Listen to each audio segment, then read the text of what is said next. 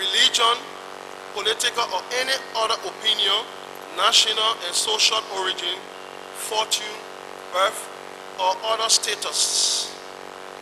Recording the Declaration on the Rights and Welfare of the African Child, adopted by the Assembly of Heads of States and Government of the African Organization of African Unity then, at its 16th ordinary session in Monrovia, this city, recognized the need to take appropriate measures to promote and protect the rights and welfare of the African child.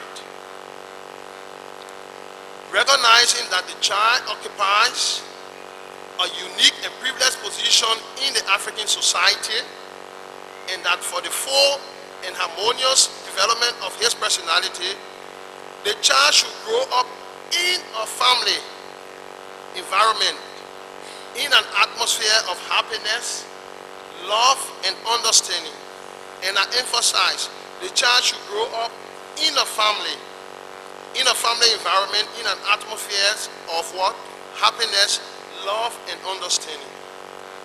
Recognizing that the child, due to the needs of his physical and mental development, requires particular care with regard to health, physical, mental, moral, and social development, and requires legal protection in conditions of freedom, dignity, and security.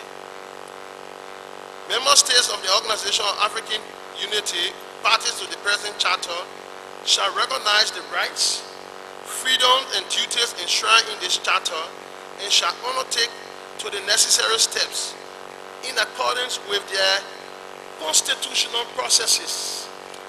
I repeat, constitutional processes, and with the provisions of the present charter to adopt such legislative or other measures as may be necessary to give effect to the provision of this charter.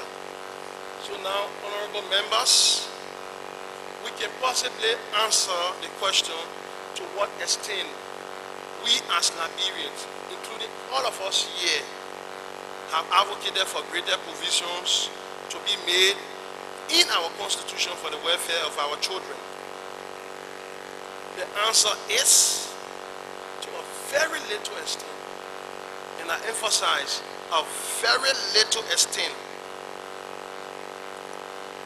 The OAU Charter called on our government to undertake necessary steps in accordance with the constitutional processes and with the provisions of the present charter to adopt such legislative or other measures as may be necessary to give effect to these provisions of this charter. Did we do that?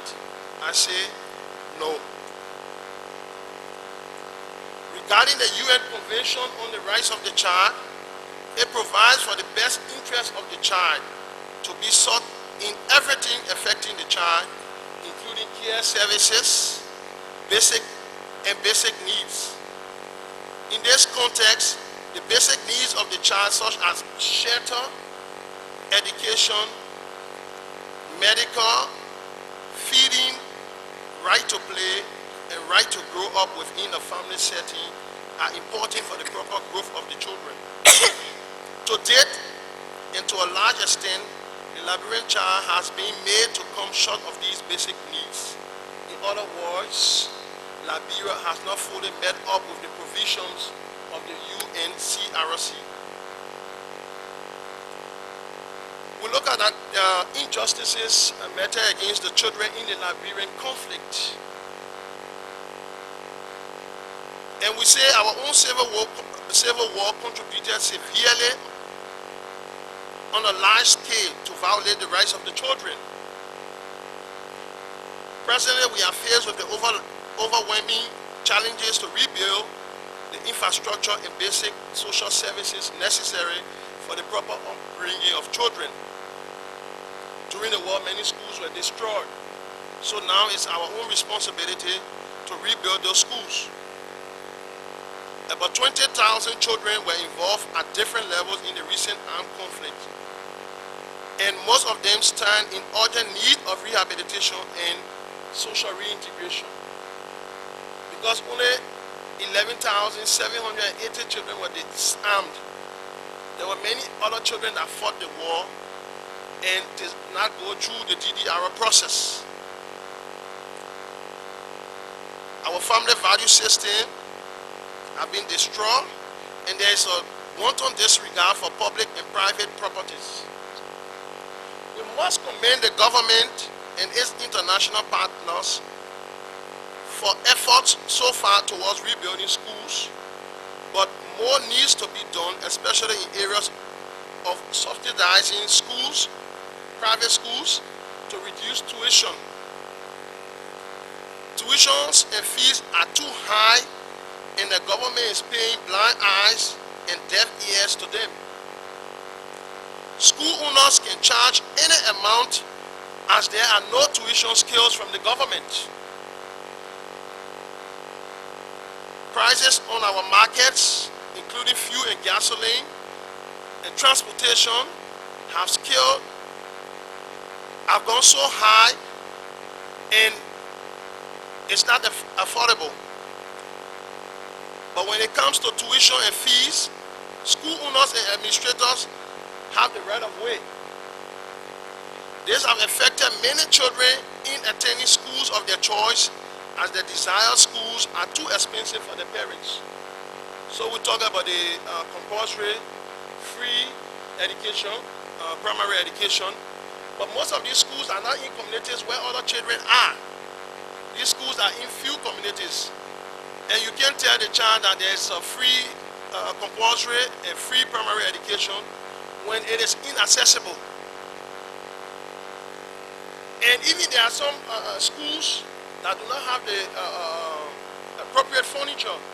You have free and primary education without teachers and without enough school furniture.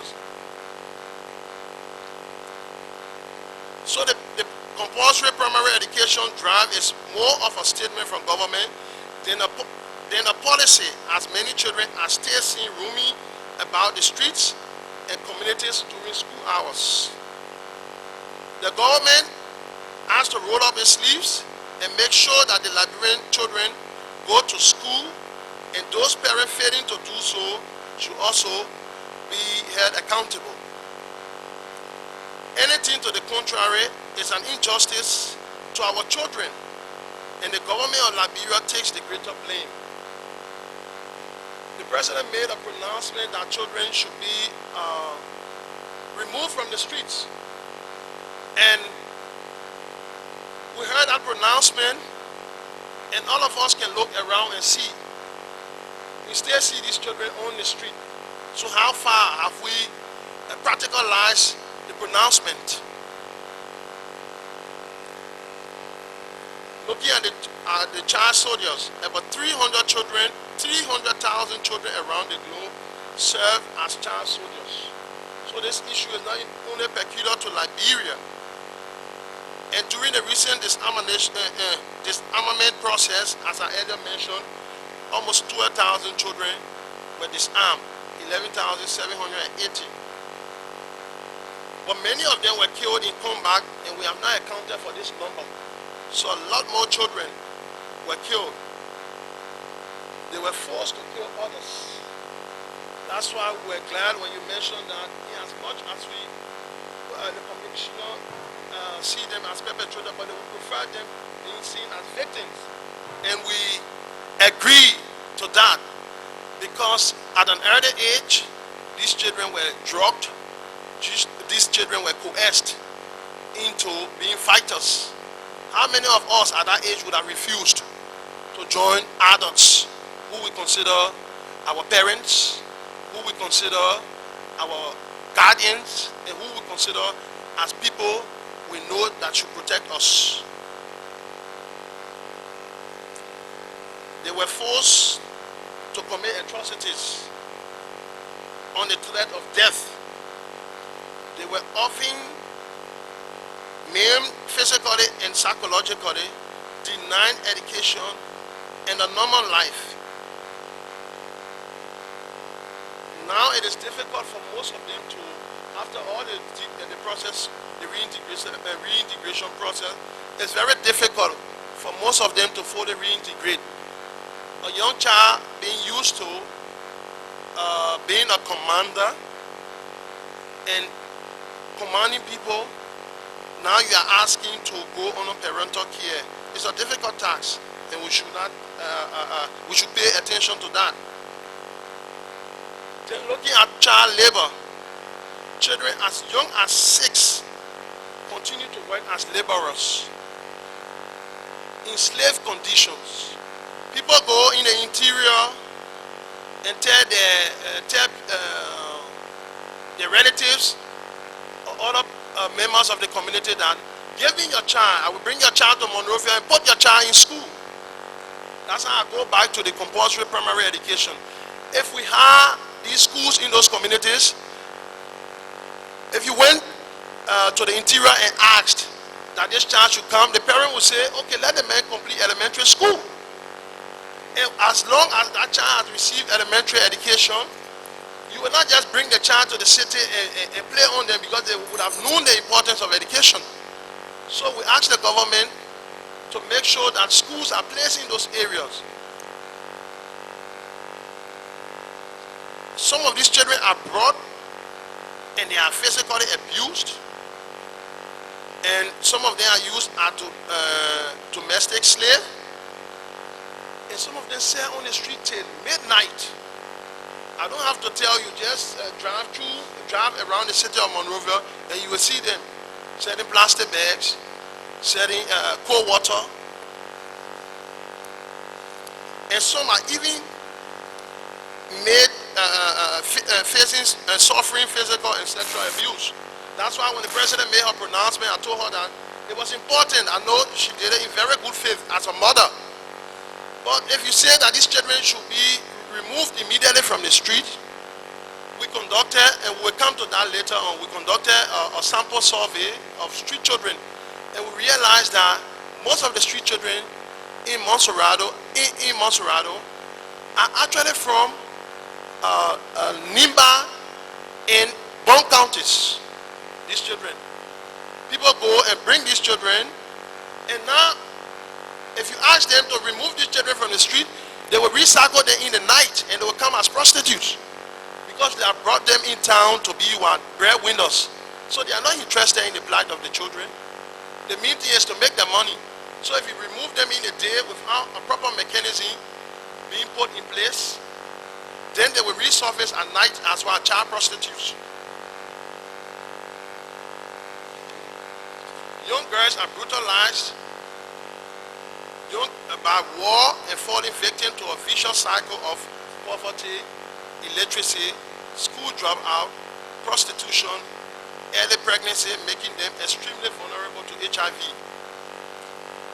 Many girls who were adopted by the fighting forces or lost parents during conflicts in Liberia often have no marketable skills, and they have to feed themselves.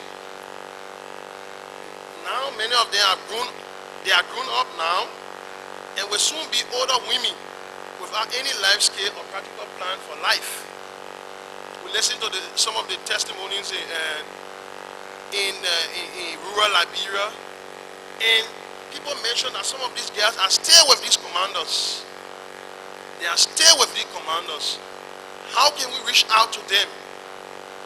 It is our own responsibility. So most of these girls were left with 2 options, only 2. Either to starve or to earn money by becoming a prostitute. In addition to the pain suffered by these girls and young women, they face the risks of early pregnancy. Thousands of school-aged Liberian girls have been pregnant outside of stable relationship. Girls who become mothers face additional pressure to earn money, as they have to feed both themselves and their children. Even though the issue of orphanages were talked about, this is a sticky issue, and we'll also comment a bit on that.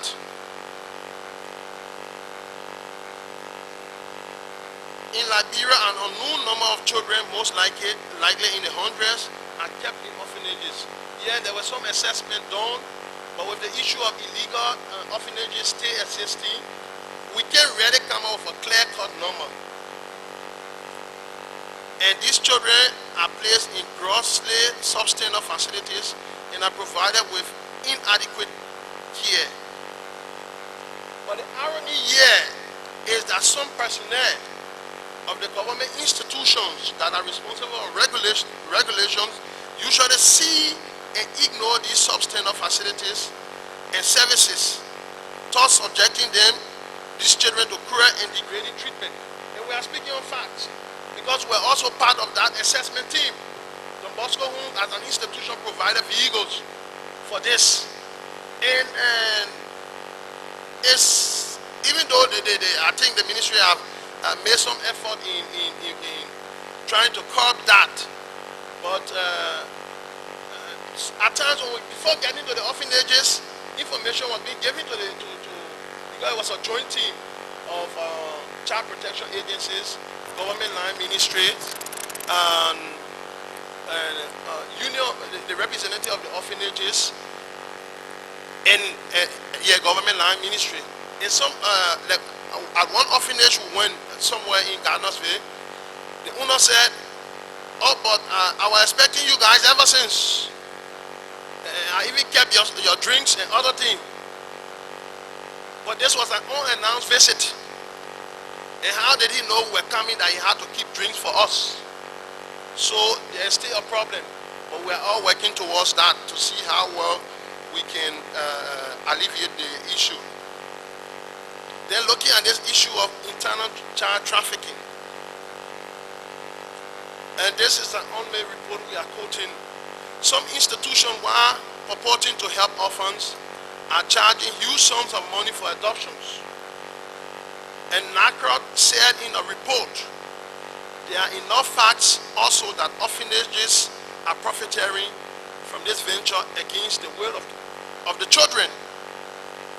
And our colleague that spoke a few minutes ago, Jeremy Pierre, was quoted in that report. A suspicion that some of these homes or orphanages are involved in trafficking of children is very serious and thus demands investigation. According to the UNME report, 78 orphanages housing more than 5,000 children,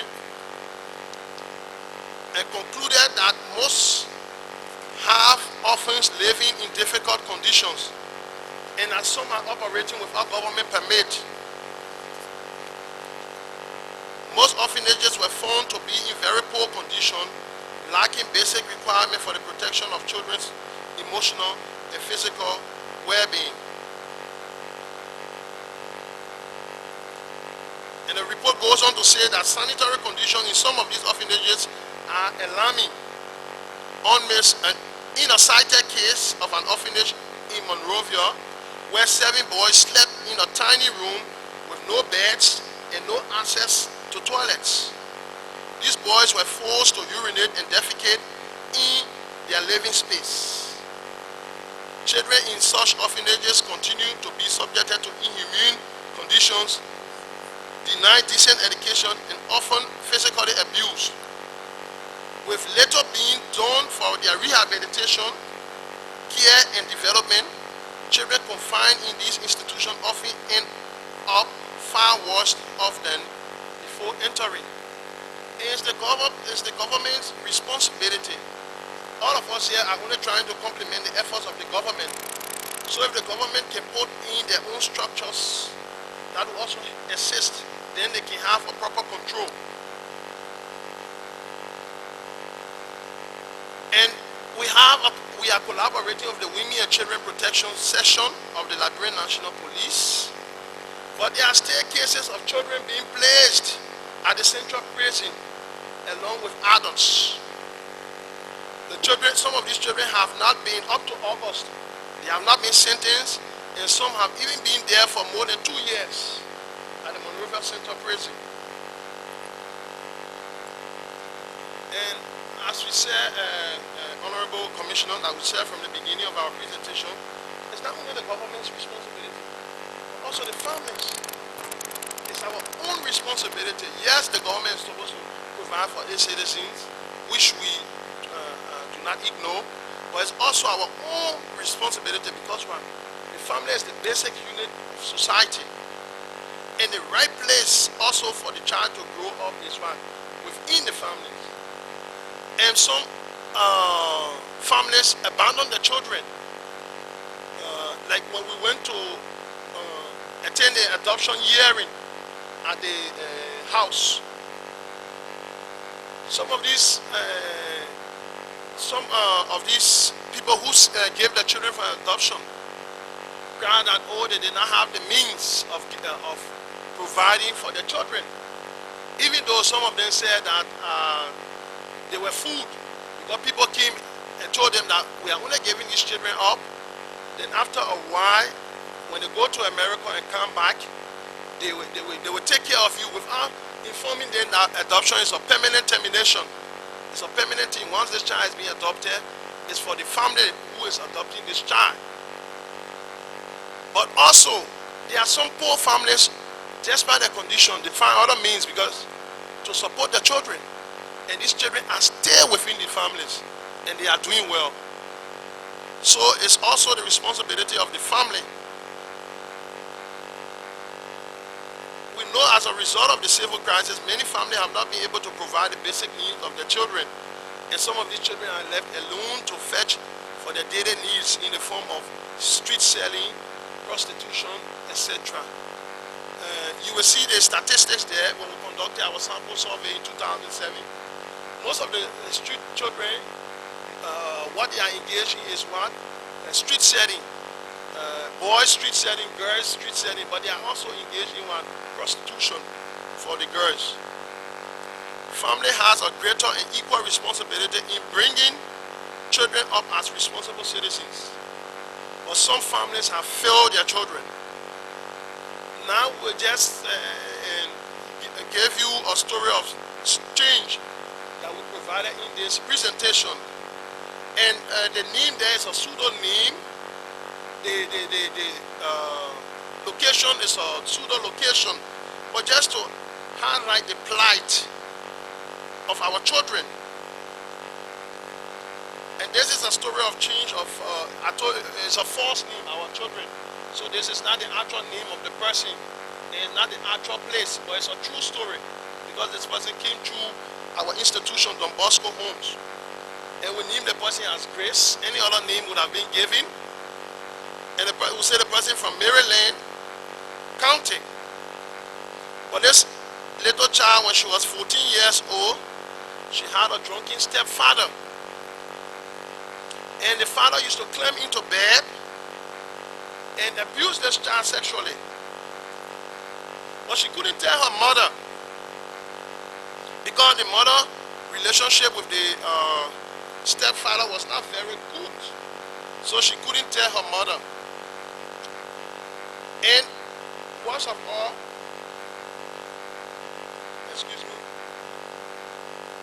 worst of all, the mother too was an alcoholic. So the father was a drunkard and the mother too was an alcoholic. And one day when she was under the influence of alcohol, she tried to stab the girl.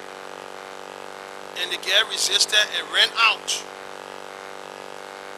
Then when the stepfather returned, the mother told the stepfather that her own daughter wanted to kill her. And instead of the stepfather trying to comfort this child, he took his wife and comforted her. Took her in the bedroom and said, oh, don't mind that girl. Then her mother got so angry and packed her bed and asked her to leave the house. So what she did was to go on the street and share a room with other homeless girls. That's why when you were asking the question about where we can find homeless children, I was pleased with the answer. We find it everywhere. And if you want us to show you, then we can hold your hands and show you those children that are homeless. Then after a few weeks, because these homeless children are not protected, a group of men dragged her in the room and raped her, this poor child. And after abusing her, they beat her up. And unfortunately for her, she became pregnant. But she said, I'm not going to have an abortion. and she left her parents' home and came to Monrovia to stay with her own natural father. And the father decided that they should abort the child. So she really felt bad that she had to abort the child. Then unfortunately for her, while with her father, one night he too entered her room to abuse her again. And he told her that, okay, my own daughter, I will give you 10 Liberian dollars. So then the girl started thinking, if my own father can do this to me, then why can't I go out there to other men? And how she got in the street. But she told her elder sister first. And her sister said, oh no, that's a normal thing because Papa can always do it to me too. It's unfortunate, but it's a true story. And he said, don't mind, Papa, he will only play with your breast, but he won't do anything to you, anything more than that. He will not go below your belt. Then she also had to run away because after recovering from the abortion that her father arranged previously for her, she decided to leave. But that was not all for her. One time she heard on radio that there was this Don Bosco program we had on the bypass to provide skills training for young girls. And she enrolled and she has completed. She had a child also, and she completed the training. She did pastry. Now she's working. She has her own room, and we're able to help her to locate because she had a child before too. She had another child, and the child got missing. So we're also able to reunite her with the child. So there are a lot of difficulties our brothers and sisters go through, and we are fortunate here. Because some of us have the opportunity to go to school, and we should thank God. But it's also your right to go to school.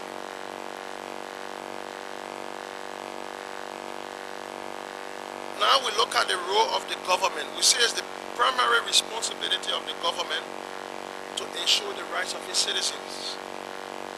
The government, for instance, we're talking about the child justice system. The government does not have a functional juvenile justice system. President of the government, there's only one functional juvenile court, even though there are a lot of cases. And other cases involving children in other parts of the country are actually referred to the magisterial court. We realize that most of these judges do not have training in child rights and protection. So what do? They treat these children as adults. So we can already say we do not have a functional juvenile justice system. Yes, it's true that the government has started providing some subsidy to some child welfare institutions, even including Don Bosco. The government gave us $1,322 for a year. Yeah, it's commendable, and we thank them for it. But a lot needs to be done, especially with this kind of work, because it's the full responsibility of the government, and we are only complementing the work of the government. So if the government is not ready, and we ask them, we encourage the government to take up the responsibility. But in the interim, they can provide funding for institutions who are able to provide those services. Other institutions, because for instance, Don Bosco is only in, we are based in Monserrado, Grand Bassa, and Bomi. And in Magibi, River Cess, and Cape Mount, we work through partners. What about those other counties? There are other agencies working there. So if the government cannot take up that responsibility, then in the interim provide assistance to institutions. And we have statistics to prove, because we are speaking from facts.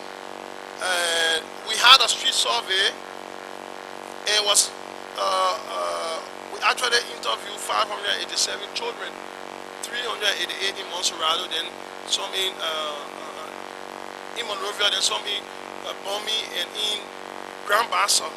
in Buchanan, not Grand Bassa, Buchanan, Tottenberg. And we realized that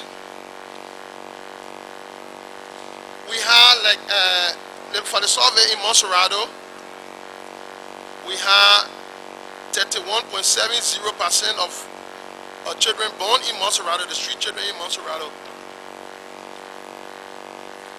followed by Lofa 9.79, Bon County 11%, and among the total number of street children interviewed in Monrovia, the highest number from Monserrado, as I rightly said. And there are also some children from Guinea and Ghana. Guinea, Ghana, and Ivory Coast. They are also street children. Some of these children came in as fighters, and now they have not been reunified. Or some of them were reunified. Some of them were placed with other families, but they left.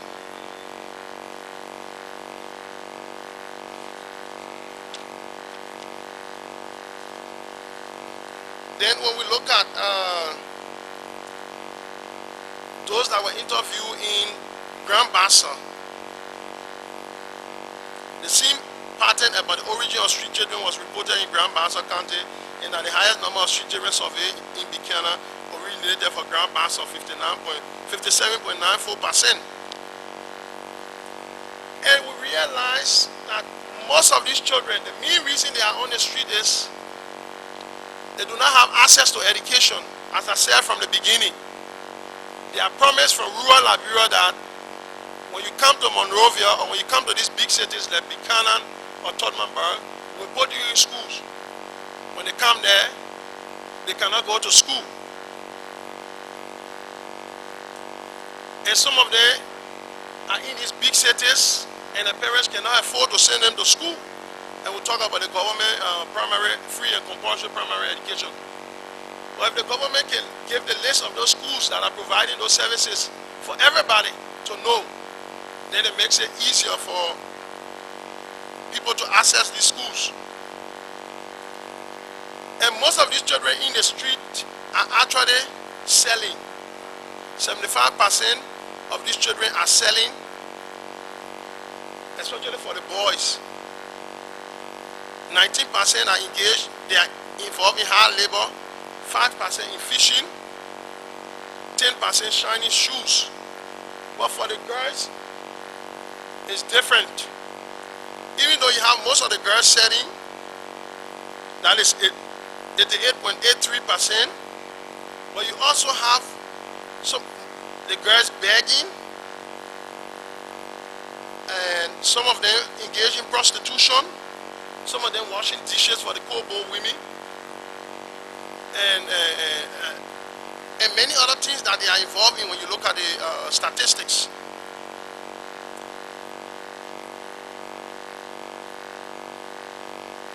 And we realize that some of these children that are in the street have been sent by the parents too, because they are the breadwinners. They have to go in the street to be able to provide for the families.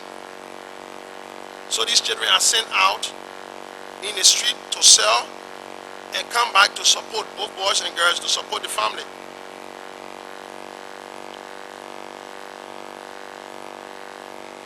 And the impact of injustice against children leaves children with numerous problems that affect their formation into adulthood. Among the problems are our own police usually harass the children too, and also there are frequent vehicle and motor accidents. We also have these children riding the pimping too. There are many children too involved in pimping riding, and we see what can happen to them. Some of these children also have been beaten by older youth, and some of them have been subjected to rape and sexual harassment. Other acts of injustice are mob justice, prolonged detention, malnutrition, lack of basic care services, lack of shelter, feeding, clothing, and protection. And these problems have led to psychological imbalance, violence, juvenile offenders, and juvenile in conflict with the law. We see a lot of children coming in conflict with the law now. A lot of children coming in conflict with the law. We are happy that the Women and Children Protection section is there, but a lot needs to be done, and that will come in our conclusion and recommendation. So to conclude, we say the Liberian child has over the years mostly faced difficulties in his or her life. These difficulties range from the lack of proper family care, lack of access to education, lack of basic care services, and unfair imprisonment. These acts of injustice force many children to take to the streets as the last port of call. The Liberian Constitution is not clear in its provision when it comes to the welfare and protection of children. The OAU Convention on Children, which was drawn up here in Monrovia, has had no meaningful relevance in government-run institutions such as the police and other law enforcement agencies. The UN Convention on the Rights of the Child has also been largely played down. There is a need to revisit our programs and implementation methodologies when it comes to welfare of children as contained in the key instruments or documents. The impact of injustice against children is seemingly huge. Child justice is hard to be singularly identified as an area of success in Liberia. Because of the limitation of the child justice in our society, vices such as child prostitution, child labor, child soldiers, lack of access to proper education, imprisonment of child outside of proper judicial or juvenile provisions, and trafficking in children abound all around us. The government of Liberia takes the lion's share of the blame because we are paying our taxes to this government and it should cater to us. I must say, yeah, I pay my monthly taxes to government. And access to proper education, imprisonment of children outside of proper judicial or juvenile provisions, and trafficking in children abound, as I said earlier. And we say the government should take a larger responsibility. For example, inadequate educational facilities, the unavailability of enough maternity facilities around the country, the lack of government-owned juvenile rehabilitation center, the limited number of trained police officers in child rights and protection concepts, the lack of job or business or family empowerment, recruitment of child soldiers, the lack of safe drinking water for children, the lack of electricity. Because when we were children, we used to study at night too, not only in the day. Some children can't really take it in the day because friends can be disturbing, so you can really go in the corner in the night. But with the candle, it's not easy, it spoils the eye. So I think we should pay attention to that too. And the visible hardship, we can't hide from that. It's a reality that in as much as we commend the government for other efforts being made, but the hardship is visible. And once it's visible within the family, it will affect the child.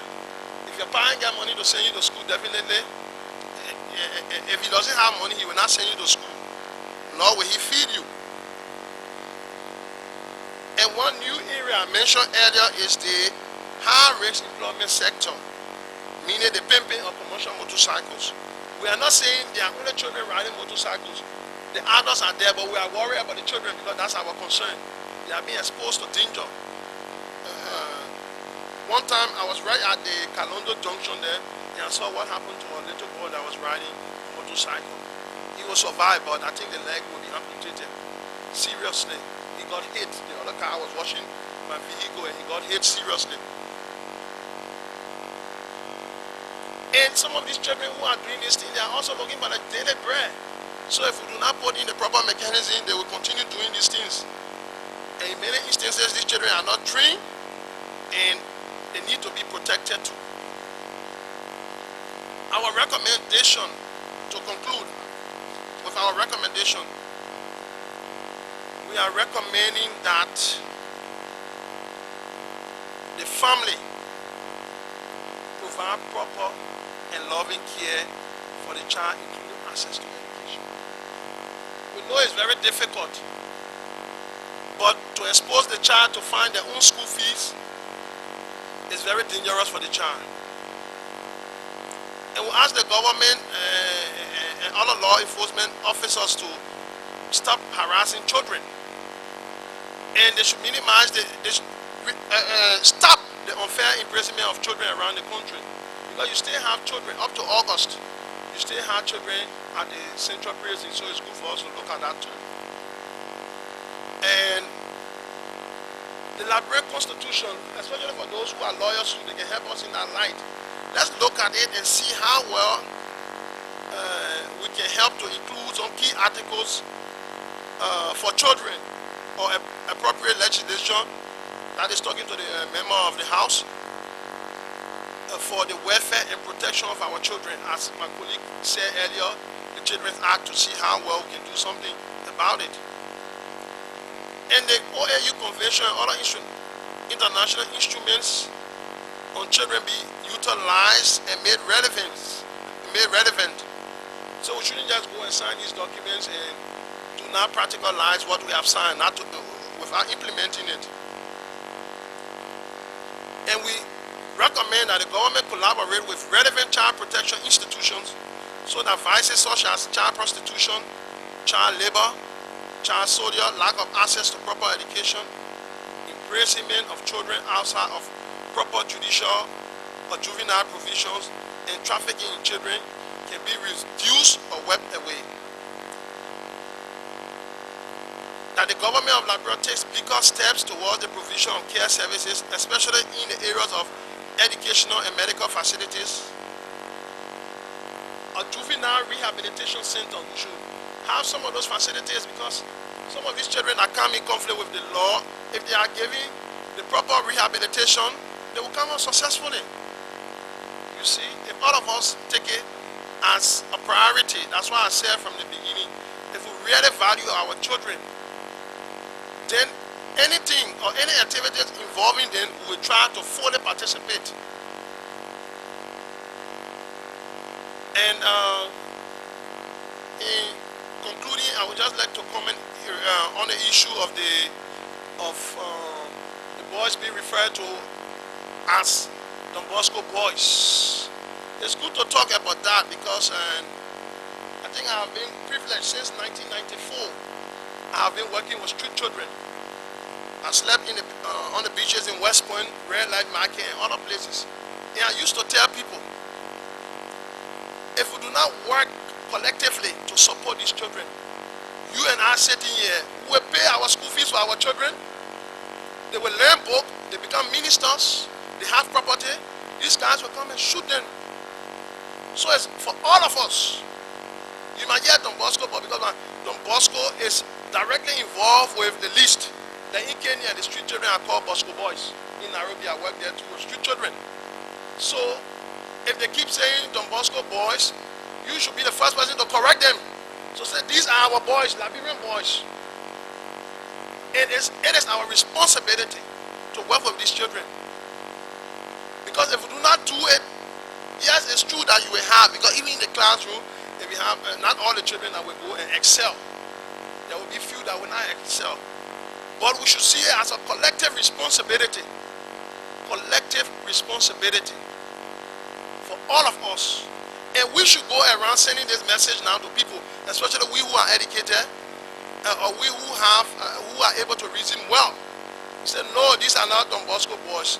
These are the children of Liberia. Yes, some of them have grown up too. So these are the citizens of Liberia, and all of us should collectively work together. I told people in 94 they overlook it. I said, if we do not work with these children, all of us will not put our support together, we will have criminals in the future. You go to other big cities, like you go to Nairobi now, the street children have overwhelmed the population. So it is our responsibility. Government, along with all of us, can also help the government to design programs. We are making an effort.